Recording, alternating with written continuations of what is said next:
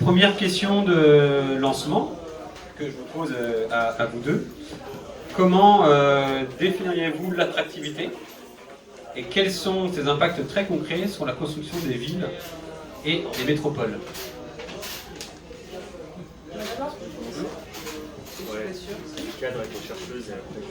Ok. Alors, je voulais commencer par vous dire que je ne suis pas du tout une spécialiste de l'attractivité. Donc, j'ai travaillé pour essayer de poser les choses de manière rigoureuse et j'ai un peu lu des trucs avant de venir vous voir. Donc, l'attractivité désigne la capacité d'un espace à attirer. Ça veut dire que ça se mesure, l'attractivité. Et si on la mesure, on peut par exemple comparer l'attraction démographique de deux villes ou la capacité de territoire à attirer des capitaux par exemple.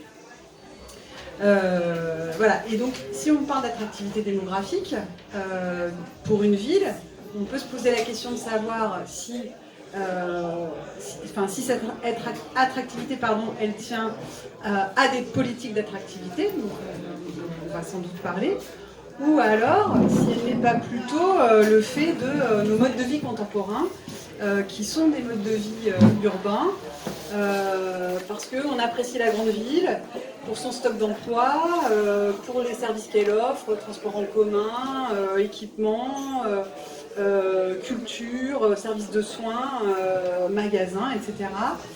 Ou encore parce qu'on apprécie la grande ville pour son ambiance particulière, une ambiance urbaine, avec une intensité des relations sociales, par exemple, mais aussi pour certains parfois peut avoir un effet repoussoir avec cette densité humaine, ces nuisances sonores, cette intensité des déplacements, etc. Et donc autant de choses avec lesquelles les urbains doivent composer.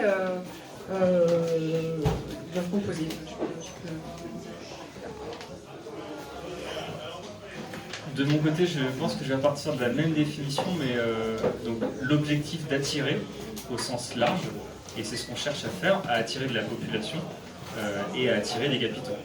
Mais c'est vrai que ça se mesure dans le passé, mais ça reste un objectif dans le futur. C'est-à-dire que nous, encore à Nantes, on se dit on veut continuer à attirer parce que c'est une finalité en soi. Donc, d'une certaine manière, ça a eu un intérêt. Moi, quand j'étais petit, il n'y a pas si longtemps, mais quand même, on me disait Nantes, c'était la belle endormie, on a réveillé la ville, etc. Donc il y a tout un récit en fait autour du fait qu'on a réveillé la ville. Mais maintenant, la limite qu'on se pose, c'est est-ce que l'attractivité comme finalité, elle a vraiment un sens? Donc je pense qu'on va évidemment creuser ça au fur et à mesure. Et ce que ça a comme effet concret, alors on va peut-être parler de l'augmentation de la population, de l'effet sur le territoire, etc. Mais moi, en tant qu'élu, ce que je vois, c'est que concrètement, c'est une machine qui est tournée vers l'attractivité. Et on voit ça sur tout un tas de politiques publiques. Si je fais le parallèle avec la décroissance, par exemple, je sais que c'est un gros mot, mais pas ici normalement.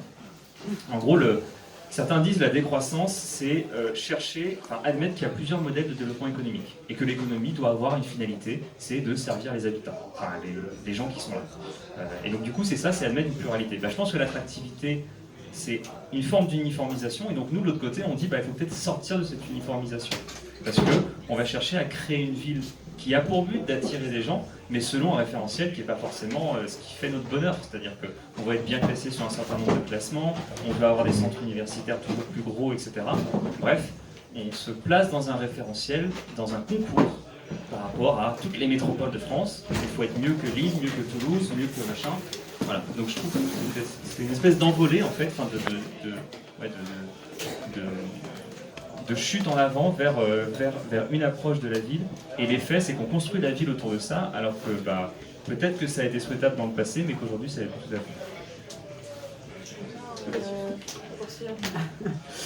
fait. Voilà, parce que sur ces... En fait,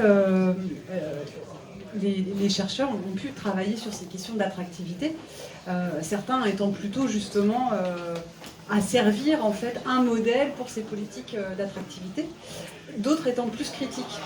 Donc il y a eu un tournant dans le dernier quart du XXe siècle de l'aménagement du territoire. On est passé de l'aménagement du territoire à l'aménagement des territoires. C'est-à-dire que là, il y avait précédemment une logique planificatrice, centralisée, qui devait organiser l'équilibre des territoires.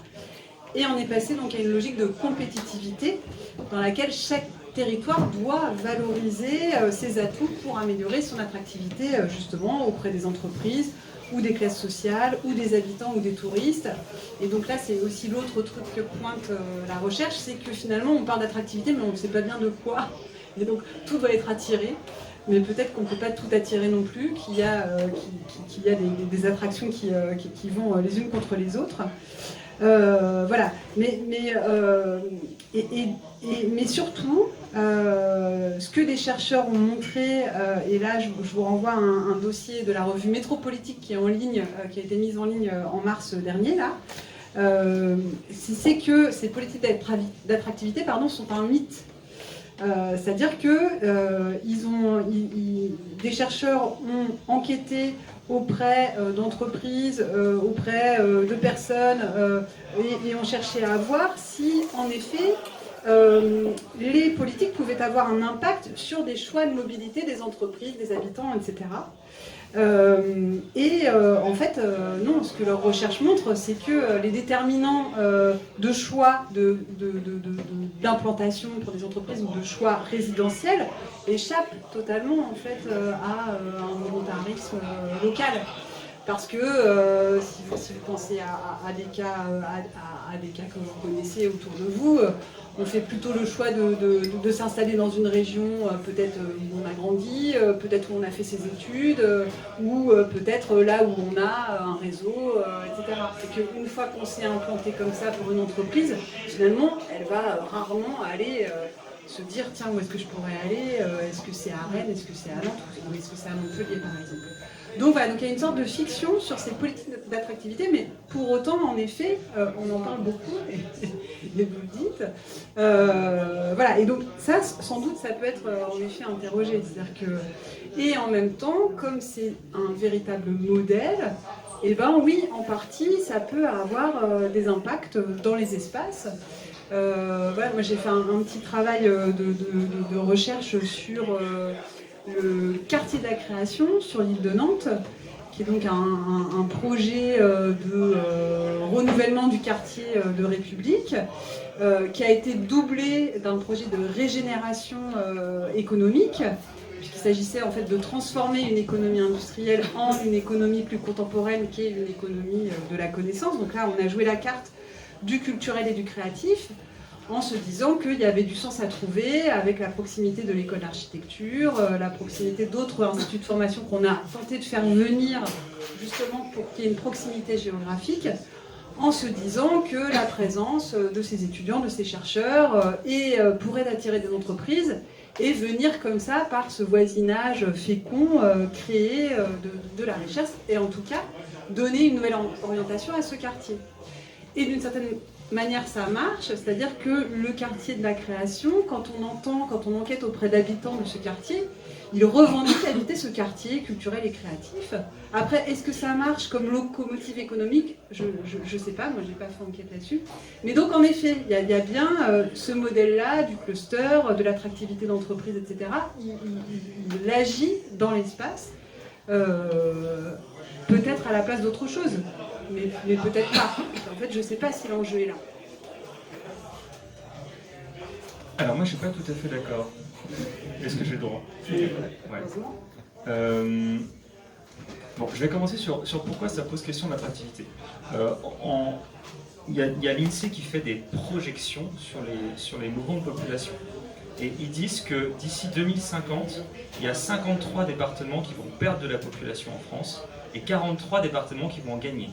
Et nous, on est le département qui allons gagner le plus de population. On va gagner 25% de population d'ici 2050 et 30% d'ici 2070. Et en fait, moi, ces chiffres, je les prends en me disant non pas c'est une prévision, c'est plutôt une alerte. C'est-à-dire que si on se dit qu'il y a la majorité des départements qui vont avoir une déprise et perdre de la population et que nous, on va en gagner énormément, ça pose une question sur l'aménagement du territoire. On se dit mais il faut absolument une politique d'aménagement du territoire sérieuse pour éviter qu'on en arrive là. Donc j'ai quand même une conviction qui est de dire on peut le faire.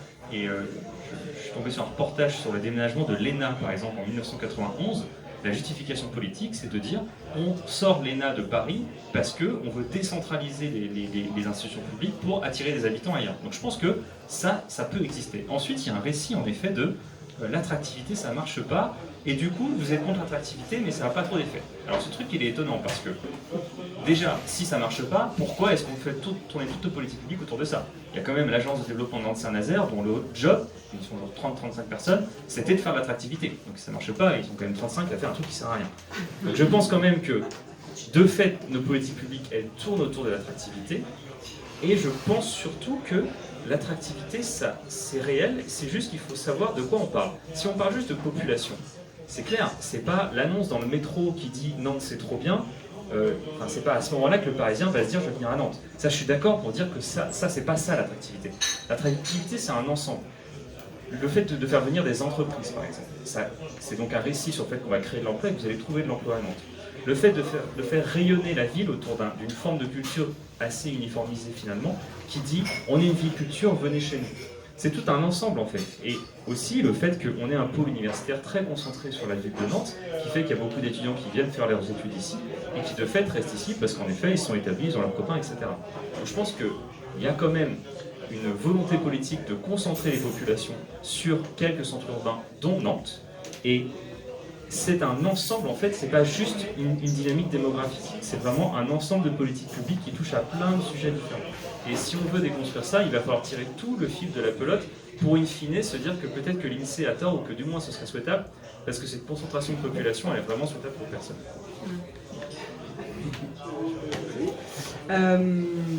Donc oui, très bien de se dire que ça a un impact. C'est important en fait de distinguer attractivité économique et attractivité démographique.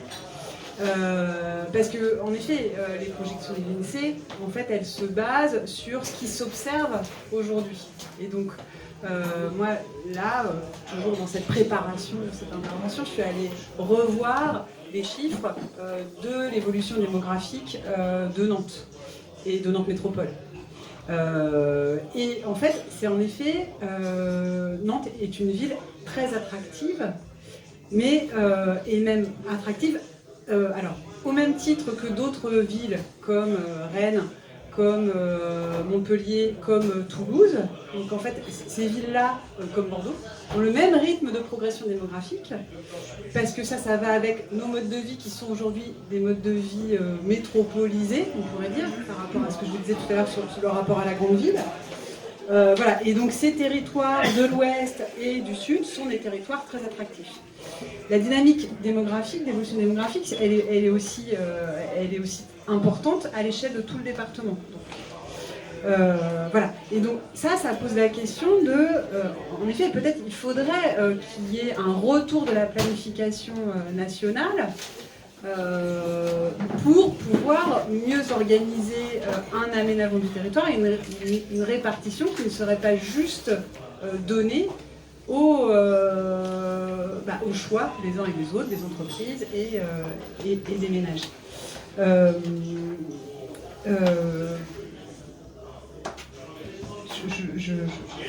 voulais dire autre chose, je ne sais plus, c'était aussi peut-être pour... non, je sais plus, je m'arrête là.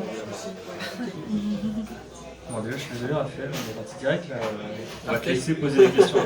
Non, mais donc, moi, du coup, je suis assez d'accord, ça va, on a trouvé un terrain d'entente. Sur la question de la planification, en fait, je trouve que le vrai sujet aujourd'hui, c'est si on dit qu'il faut continuer à décentraliser les centres de pouvoir, etc., ce qui est plutôt souhaitable, on est dans un mouvement politique qui dit qu'il faut faire ça, c'est comment on articule ça, parce qu'on ne voit pas forcément une planification qui vienne d'en haut. Donc pourquoi pas imaginer qu'on aille vers un monde où des territoires continuent à avoir des politiques d'attractivité. Ce qu'on dit nous, en tant qu'élus de la métropole, c'est qu'il faut arrêter de le faire nous en fait. Parce que en tout cas, cette recherche-là, elle est plus tout à fait souhaitable. Et je suis tout à fait le fait que l'attractivité démographique, en fait, ça n'a pas beaucoup de sens. C'est-à-dire que les gens ne viennent pas à Nantes parce qu'ils ont entendu parler qu'il y avait du logement disponible. La preuve qu'il n'y a pas de logement disponible, ils viennent quand même. Et c'est pour ça que nous, dans notre discours aujourd'hui, à la métropole, on dit d'un côté, il faut qu'on arrête avec l'attractivité, parce qu'on a aujourd'hui une crise de la métropolisation, donc il faut arrêter ces politiques d'attractivité. De l'autre, on dit, il y a une crise de logement, et il faut loger les gens. Et en fait, c'est comme ça qu'on tient les deux bouts, c'est qu'on dit les augmentations de population telles que projetées, elles ne sont pas souhaitables, il faut qu'on trouve une autre manière de faire. Pour autant, les 35 000 demandes ou 38 000 demandes de logements sociaux, il faut absolument les résoudre. Donc en fait, je pense que on articule vraiment ces deux questions. Je peux continuer, mais sinon... Après, sur le logement, je voulais peut-être rebondir. Ah oui, vas-y. Sur la question du logement, là, c'est intéressant que tu en parles parce que je pense que c'est des questions qui sont assez quotidiennes. Est-ce qu'on arrive à loger tout le monde actuellement à Nantes, et notamment en termes de logements sociaux? Encore plus quand tu décris la Loire-Atlantique comme un département où il y en a plus d'augmentation d'ici 2050, notre métropole aussi. Est-ce qu'on peut envisager, est-ce que ces projections sont acceptables, sont en termes de politique, sont possibles ou pas d'accueillir toutes les personnes là, qui vont arriver? Alors, je ne veux pas spoiler la dernière soirée de bilan de mandat qui sera sur la question du logement. Et donc, je veux pas spoiler la soirée qui sera à ce moment-là. Je vous inviterai du coup à venir. Mais je pense du coup, juste pour donner un élément de réponse, ce serait peut-être une erreur de penser la question du logement à l'échelle seulement de la ville de Nantes. En fait, on a un territoire qui est très connecté à ce qui entoure. Et c'est justement ça qu'on appelle le phénomène de métropolisation. En fait, c'est pas juste Nantes métropole, c'est l'ensemble du territoire. Et ce qui est sûr, c'est qu'aujourd'hui, on va aller vers une situation de ségrégation spatiale. En fait, ce qui se passe, c'est que on dit souvent oui, il faut laisser aux gens le choix d'aller où ils veulent et d'habiter où ils veulent. Mais en réalité, c'est toujours pareil. C'est les riches qui ont le choix. Et en fait, les gens les plus pauvres, ils ont une relation beaucoup plus subie à l'espace. C'est-à-dire que soit ils ont des demandes de logements sociaux et dans ce cas-là, en fait, ça dépend un peu de là où ils trouvent, ou alors ils sont obligés de s'éloigner de la métropole. Et donc je pense qu'il faut acter le fait qu'aujourd'hui, la dynamique actuelle, aussi bien de là où logent les gens, de là où ils travaillent, etc., elle n'est pas souhaitable. Ensuite, la question de est-ce qu'on peut loger tout le monde, ça dépend vraiment de la croissance de la population. C'est-à-dire qu'au bout d'un moment, si on considère, et ça reconnecte à la question, que le but c'est tout le temps de gagner des habitants parce que c'est cool, parce que c'est comme ça qu'on montre qu'on est super, etc., au bout d'un moment, soit on fait des tours partout, soit on ne pourra pas loger tout le monde. C'est un peu caricatural, mais quand on voit les projections de population, c'est quand même à cette question-là qu'on est amené. Et si on connecte à une question un peu écolo, il y a un concept qui monte beaucoup qui s'appelle l'habitabilité, c'est-à-dire à quelles conditions un territoire est habitable. Alors il y a la question de l'eau par exemple, il y a des territoires où il n'y a plus assez d'eau pour abreuver tout le monde, donc forcément c'est plus habitable. Mais nous on se pose aussi des questions d'habitabilité écologique, mais aussi sociale, c'est-à-dire que construire une ville qui monte beaucoup, mais où en fait on n'a plus les moyens de payer les services publics et où les gens se sentent pas bien dans leur vie parce que c'est moche, c'est pas une ville habitable. Donc il faut forcément connecter un peu toutes ces questions-là, et quand on parle logement, on ne peut certainement pas penser juste à l'échelle de la ville de Nantes, parce que ça dépasse largement la ville et même la métropole. Donc là, on est en train de travailler en ce moment le SCOT, le schéma de cohérence et d'organisation territoriale, encore un schéma très compliqué que personne ne connaît, mais qui en fait est en train d'être travaillé en ce moment, et qui d'ici 1 an et demi, 2 ans, va justement arriver à aboutir sur c'est quoi notre vision du territoire en dépassant l'échelon métropolitain, où est-ce qu'on met les emplois, les logements, etc. Donc voilà, il faut dézoomer, et pour le reste du logement, je ne vais pas spoiler la table ronde qu'on aura dans quelques semaines. Alors moi je vais peut-être la spoiler un petit peu, mais je serai pas là. Alors, je voulais revenir sur, en fait, si c'est pas les politiques d'attractivité qui font l'attractivité de Nantes, mais qu'elle s'impose, elle est un peu naturelle. Alvax parlait de Alvax au début du siècle, donc un peu premier sociologue urbain à travailler en France, c'était élève de Durkheim, avait analysé les transformations de l'agglomération parisienne.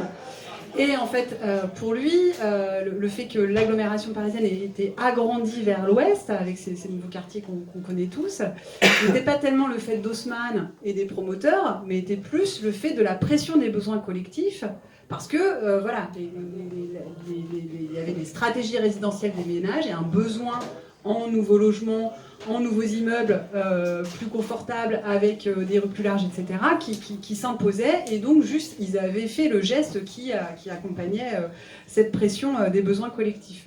Aujourd'hui, on parlerait plutôt de demande sociale. Donc en fait, aujourd'hui, l'attractivité, elle correspond à une demande sociale. Elle n'est pas l'objet de politiques publiques. Là où, en effet, il faudrait y regarder de plus près, c'est quelles sont les marges de manœuvre pour le pouvoir local, pour dire, en fait, non mais là j'arrête, je ne construis plus de logements.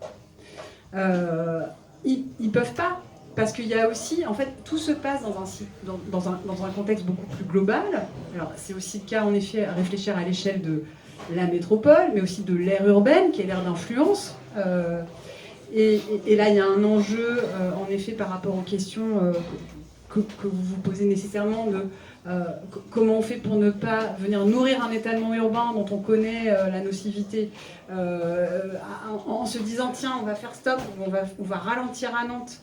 Parce que du coup, c'est ça qui va se passer. C'est-à-dire que les ménages qui veulent venir travailler ici ou habiter là vont devoir venir grossir en fait plutôt des territoires qu'on n'a pas non plus envie de voir grossir. Donc en fait, ça pose question. Et donc un contexte aussi supralocal qui est celui des orientations en fait données au niveau national, puisqu'on est depuis de nombreuses années dans une crise du logement. Et la crise du logement, elle se nourrit de plein de ficelles différentes, mais notamment parce que aussi nos modes de vie ont changé et il y a aussi des changements démographiques qui sont intervenus. On vit de plus en plus vieux, donc on est de plus en plus nombreux à être des petits ménages. On vit de plus en plus séparés, donc on est de plus en plus nombreux à être des petits ménages, à dédoubler en fait le nombre de logements. Et puis, il y a aussi, en effet, alors pour les étudiants, c'est aussi une population qu'il faut loger. Et donc, en fait, il y a des objectifs nationaux qui sont donnés de construction. Donc, à l'échelle du pays, c'est 500 000, en fonction des années et des orientations, c'est 500 000 logements à construire supplémentaires par année ou 400 000. Et donc tout ça vient, pas par année, sur 10 ans.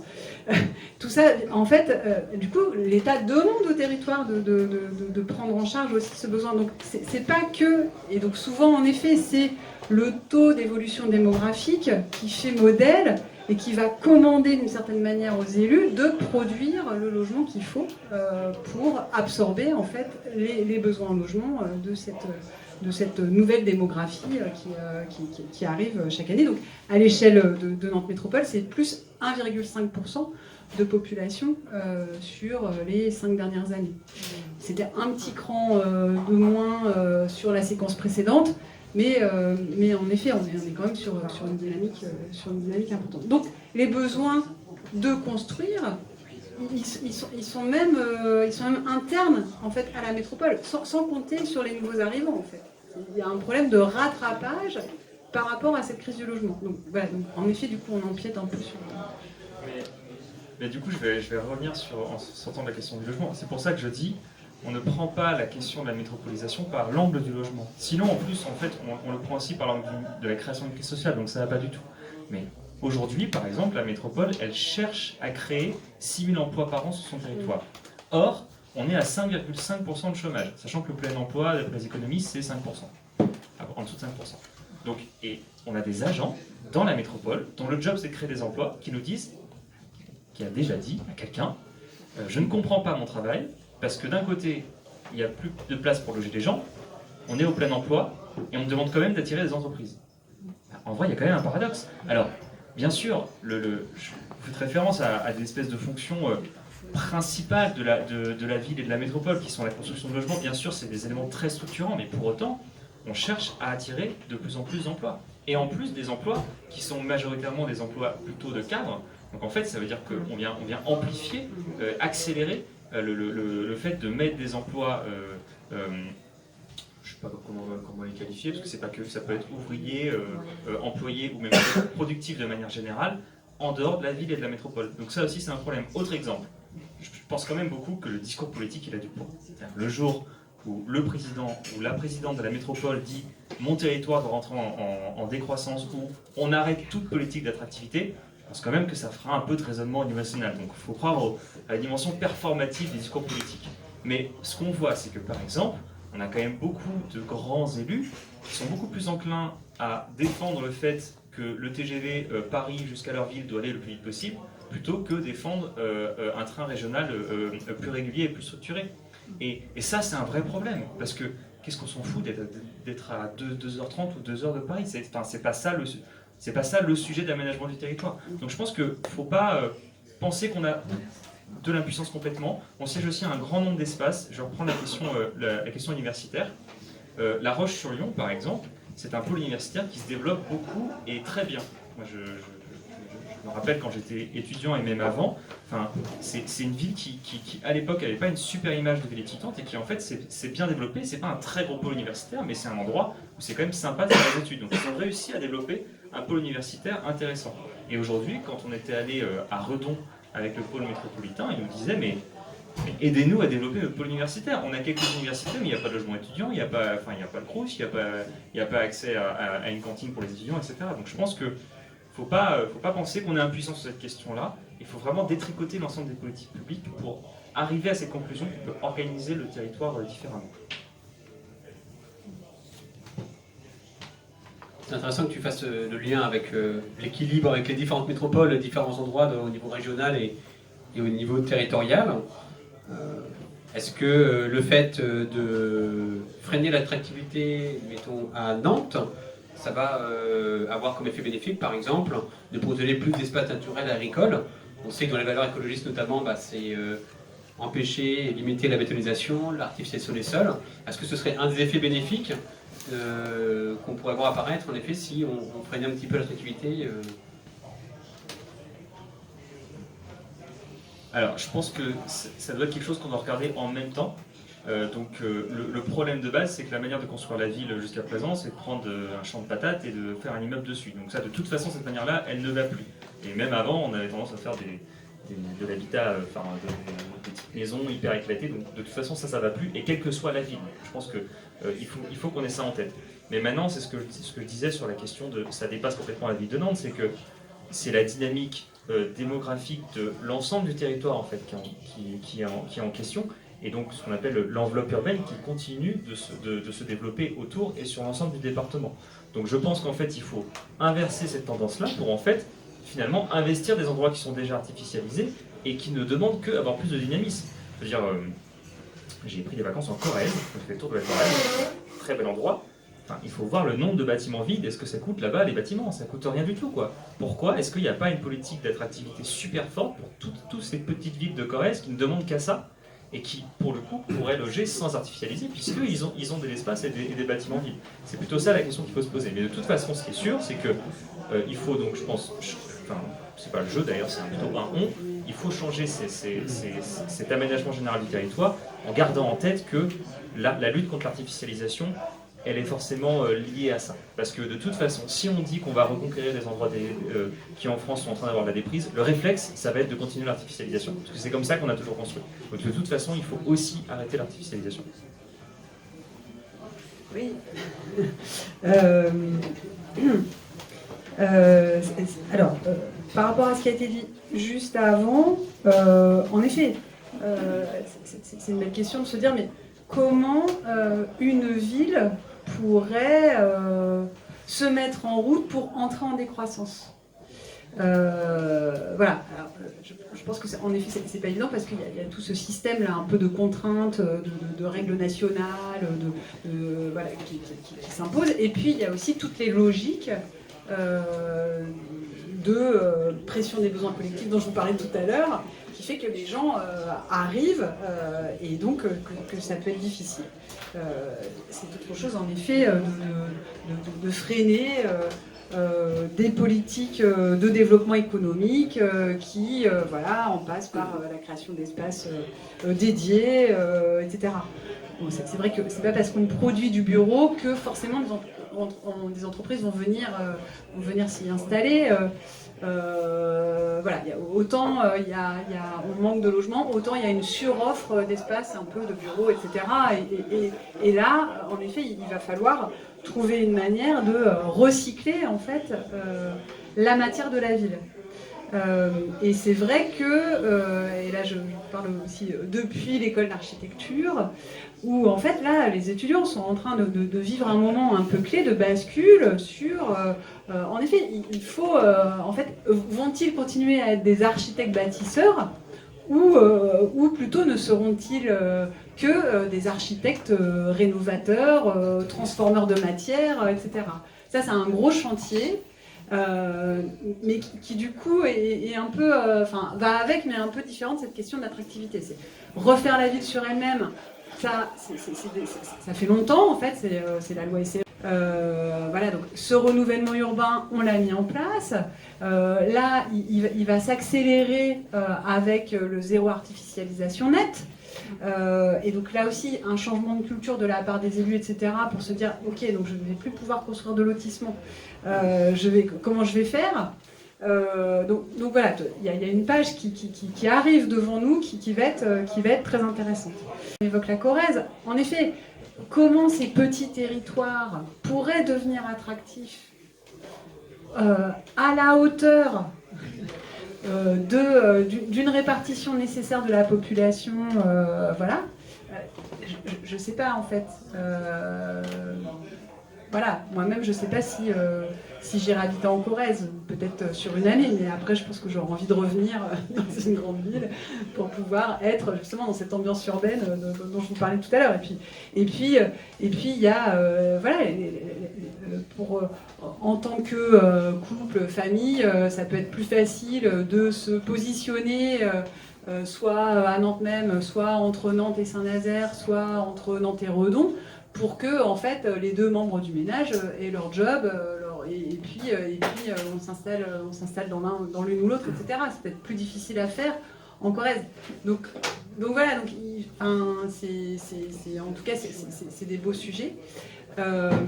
Et je rebondis sur l'histoire de la crise de l'eau, parce qu'en effet, peut-être que là, cette énorme dynamique de métropolisation qui est en cours, qui est à l'œuvre encore aujourd'hui, et qui s'est pas ralentie après le Covid, malgré ce qu'on dit, quelques articles de presse qui se sont un peu emballés tout de suite après, peut-être qu'il va y avoir une rupture, et qui sera une rupture parce qu'on va être confronté à une crise, la crise de l'eau, ou alors parce qu'il va y avoir une rupture technologique. Je sais pas, il y a peut-être un truc qu'on n'a pas encore inventé, mais qui va venir en fait transformer totalement la donne. Et là, pour le coup, le Covid nous a montré comment en fait il avait été une formidable accélération, je dis formidable entre guillemets, parce que je sais pas si c'est formidable, mais du télétravail. Et donc ça a forcément un impact aussi sur la ville, sur l'économie de l'espace à laquelle on est désormais tenu. Voilà. Est-ce qu'on va économiser de la surface de bureau parce qu'on va passer tous en flex desk, est-ce que et en même temps, ça, si on économise de la surface de bureau, peut-être qu'en même temps, on a besoin de logements plus grands, donc ça va peut-être pas encore arranger nos affaires de crise du logement. Bon, donc voilà, peut-être que c'est pas le volontarisme, mais que c'est plus des ruptures qui pourront nous permettre de passer ce cap-là. Je veux bien réagir autour de quelques sujets. Je vous ai parlé tout à l'heure de l'étude de l'INSEE sur les projections de population. Et en fait, ils ont fait deux études. Ils en ont fait une en 2013, une en 2021, je crois. Et ce qui a changé entre les deux, chez nous, c'est rien. Eux, ils partent dans le 44, ils disaient on va gagner 25% en population. Ils ont juste fait une projection 20 ans plus tard en plus, donc ils sont passés de 2050 à 2070, et ils disent ça va suivre la même courbe. Par contre, pour Paris, ils ont estimé que ça allait complètement changer. Là où ils disaient que Paris allait gagner 10% de population entre aujourd'hui et 2030, ils ont dit en fait non, en fait maintenant ça va stagner. Alors ce qui s'est passé entre temps, c'est qu'en effet, finalement à Paris, ils ne sont pas en train de gagner de la population comme ils en ont gagné jusqu'avant. Pour autant, j'ai pas vu Paris qui s'inquiète d'un déclin. C'est juste que c'est peut-être des inflexions en effet qui sont en train de se passer et qui sont, je trouve, assez intéressantes parce que c'est sûr, on a un mode de vie très urbain, etc. Mais on ne sait pas vraiment de quoi est fait l'avenir, et peut-être que l'avenir est fait d'un éclatement de vie urbaine, en fait, qui n'est pas centré autour de quelques métropoles qui seraient le rêve de la vie urbaine et vers lequel tout le monde devrait tendre. En tout cas, c'est peut-être vers ça qu'on va aller. Alors c'est toujours bizarre de dire ça quand on est au centre-ville de Nantes, qui est du coup l'archétype de la métropolisation, clairement, quand on va à les projections de population.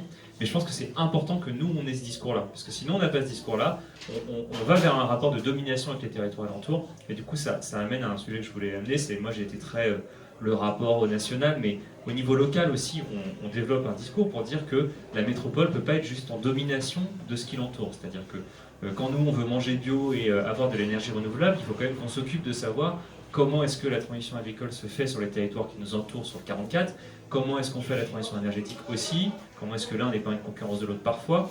Bref, on commence de plus en plus à ouvrir aussi bien nous les élus que les services. Donc c'est ce que Johanna Roland avait appelé pendant la campagne l'Alliance des territoires. Pour le coup, c'est quelque chose auquel moi je souscris plutôt. Enfin, c'est vraiment intéressant comme d'avoir mis ça en avant, et ça a un vrai effet sur la manière dont la métropole est gouvernée ensuite dans le rapport au territoire alentour. Donc ça, c'est vraiment intéressant, et je pense qu'il faut évidemment continuer dans cette approche d'une relation différente entre la métropole centre et les territoires qui l'entourent. Et je voulais juste aller sur un sujet, là, le côté entrée en décroissance. C'est très étonnant, des fois je parle avec des vieux élus socialistes qui en fait, quand on parle de ça, ils ont peur du déclin. C'est-à-dire qu'en fait, dans leur tête, quand on dit ça, ils entendent la ville ouvrière des années 60, 70, où la seule usine du coin, elle a déménagé et la ville est rentrée en déclin. Vraiment, c'est ça qu'ils voient. Et je pense que ça marque le fait que, en effet, on n'a pas toutes les réponses. L'imaginaire de la ville de 2100, elle est en construction. Ce que sera la prospérité dans le XXIe siècle, on ne l'a pas encore construit. Je pense qu'il faut qu'on la construise. Là, on est en train de poser des mots, des problèmes. On dit l'attractivité, ça pose problème. Les dynamiques de population telles qu'elles sont aujourd'hui, ça pose problème. Il faut qu'on invente autre chose. On est en train de poser un certain nombre de cailloux, mais c'est clair que l'horizon, on ne le connaît pas tout à fait. Et bon, c'est juste qu'il va falloir qu'on avance ensemble. Et je te passe la parole, mais je voulais aussi dire que cette critique de l'attractivité qu'on porte, nous, écologistes, depuis quelques années, c'est assez récent, finalement, que ça arrive de manière aussi claire dans une partie du débat politique. En fait, ça ne fait pas 20 ans que les gens critiquent l'attractivité, ça fait peut-être 10 ans. Et donc c'est pour ça aussi que c'est un discours qui est en construction. Parce que le fait de remettre en cause cette politique-là, avant, ce n'était pas forcément le cas. Il faut regarder dans les années 90, c'était plutôt... Enfin, je ne sens pas qu'il y avait beaucoup de mouvements politiques qui critiquaient ça. Donc je pense qu'on est aussi dans une bascule. Et nous, tous ceux qui sont dans cette pièce-là, on participe à construire ce discours de, du coup, c'est quoi la métropole du XXIe siècle qui est plus...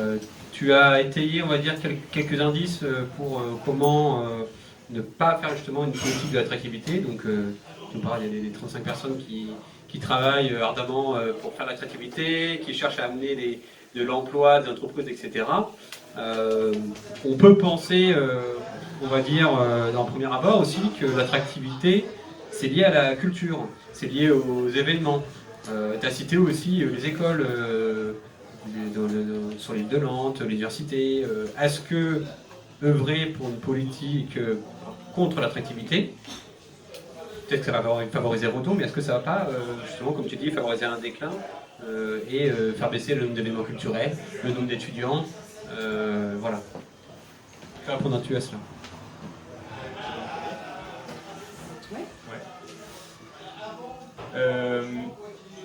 C'est clairement un sujet. Nous, du coup, le groupe écologiste, un grand nombre d'écologistes se sont opposés à l'arbre héron. Et en fait, bizarrement, j'ai l'impression de mieux comprendre cette opposition aujourd'hui au fur et à mesure qu'on travaille sur la question d'attractivité. Je m'explique. On s'est opposé sur la question à l'arbre héron parce que c'était une espèce d'attraction touristique qui nous était vendue comme de la culture, qui coûtait super cher, qui aurait coûté cher pour faire un tour d'arbre héron, qui était mal situé, etc. Donc, il y a tout un tas d'arguments. Et puis, il y a 2 mois, il y avait une conférence dans le cadre du grand débat sur la fabrique de nos villes, qu'on est en train de mener à Nantes, sur justement ce qu'on appelle la ville culture. Et quelqu'un expliquait, une des chercheuses dont je n'ai plus le nom en tête, expliquait que cette approche de la culture en ville, de la ville culture, ville créative, pardon, elle a été construite justement pour dire on va remettre de la culture et de la créativité en ville. Ça a eu un impact sur l'espace public, ça a plutôt bien marché. Ça a toujours été pensé comme une politique d'attractivité, mais peut-être à une époque où ça posait moins de problèmes, moins de questions. Mais finalement, il y a un certain dévoiement de ça parce qu'il y a eu une institutionnalisation de cette culture-là. Et aujourd'hui, c'est une institutionnalisation, c'est des choses qu'on voit bien avec en l'arbre héron en fait. C'était un spectacle vivant qui finalement prend racine et qui fait une forme de spectacle mort finalement. C'était un peu un des reproches qu'on pouvait porter. Et alors elle disait finalement, le futur de la ville créative, est-ce que c'est pas la culture dans tous les quartiers? Est-ce que c'est pas une effervescence, une culture beaucoup plus populaire et beaucoup moins descendante? Parce que la vie créative, ça reste très descendant. Et donc c'est finalement à travers des choses qu'on fait dans les quartiers, en essayant de faire participer les habitants. Et donc les exemples qu'elle prenait pour parler de la vie créative de demain, c'était complètement différent. C'était des gens qui s'étaient accaparés une place un peu pourri, un petit rond-point pourri, et pendant le Covid, ils ont commencé à mettre une petite scène et à faire des concerts, et les gens étaient à leurs fenêtres, et puis après il y a eu un apéro, et maintenant ils ont enlevé les voitures, et puis maintenant c'est une place qui vit. Bah, peut-être que la ville créative de demain, c'est ça. Donc ça veut dire qu'on renverse complètement cette approche de la culture comme un outil d'attractivité, et en plus je suis sûr que les artistes seraient plutôt contents de ça.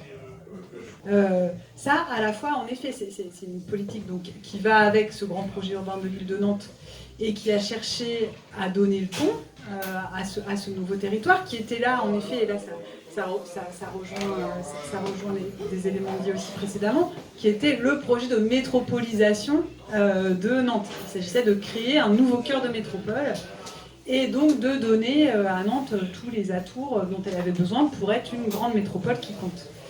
À ce moment-là, il y a eu des réflexions sur quel élément de programme on allait pouvoir mettre, puisqu'il y avait l'exemple de Bilbao avec son musée Guggenheim, etc. Donc il y avait besoin de cette locomotive culturelle. Il y a eu une sorte de pas de côté qui a été fait en installant les machines de Lille à cet endroit-là, l'éléphant, etc. Voilà, donc c'est une étape et en effet ça a donné en fait quelque chose qui a remis en activité, en tout cas ou en usage cet espace-là. Et je pense qu'un certain nombre de personnes habitant Nantes et la métropole peuvent être satisfaits de venir se balader là et d'emmener la famille quand ils viennent le week-end pour voir ce truc, etc.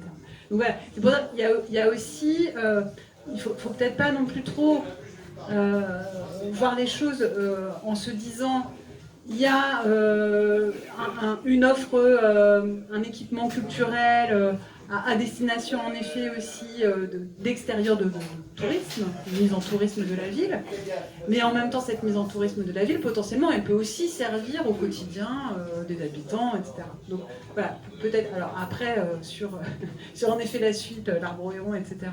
Bon, peut-être qu'il y avait d'autres choix possibles. En tout cas, ce qui est sûr, c'est que ça prend nécessairement la place d'autres choses. Donc là, c'est une question à se poser. Puisqu'on est dans un moment où l'économie de l'espace est devenue encore plus importante qu'avant, ça prend de la place d'autres choses. Et donc, en effet, est-ce que ça vaut le coup? Faudrait. Et là, peut-être qu'il faudrait faire appel à des économistes pour le savoir. Et moi, je voulais juste...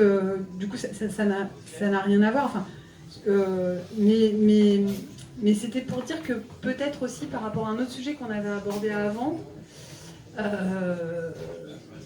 la question de la métropolisation, et du coup, enfin, je ne sais pas si c'est la même que celle de l'attractivité, c'est quand même qu'il y a une augmentation des coûts fonciers, de l'immobilier, du logement, qui est énorme.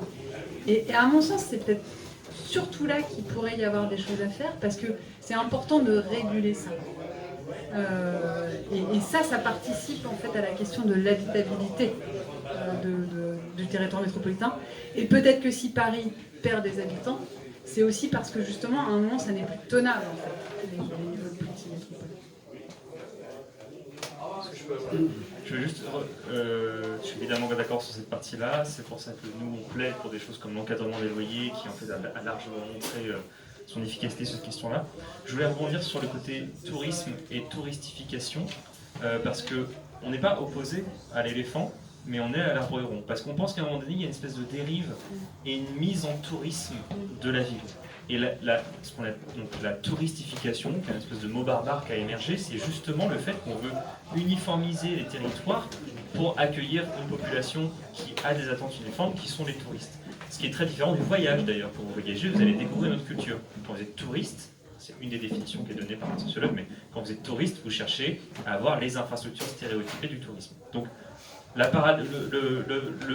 parallèle, il peut être là, ou pourquoi est-ce que nous, à un moment donné, on a tracé une ligne, c'est qu'on a estimé qu'on est tombé un peu de l'autre côté, et que c'est plus, en effet, le côté vivant, et qui plaît aussi aux Nantais, que peut être l'éléphant.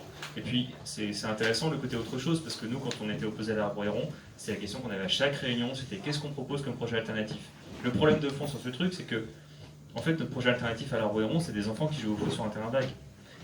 Ou autre chose, mais en fait, vu le terrain, on ne pouvait pas faire grand-chose. Et c'est un des problèmes à nous, écologistes, pour notre récit politique, c'est que face aux grands grandiloquents, aux grands trucs, aux grands machins, on a fait un super beau truc, Sinon, on veut faire du petit, du local et des choses qui créent du lien social, c'est moins grandiloquent. Donc il faut qu'on arrive à expliquer ça, à, entre guillemets, vendre politiquement cette idée-là, du fait que c'est pas parce qu'on fait pas du grand qu'on fait pas des belles choses.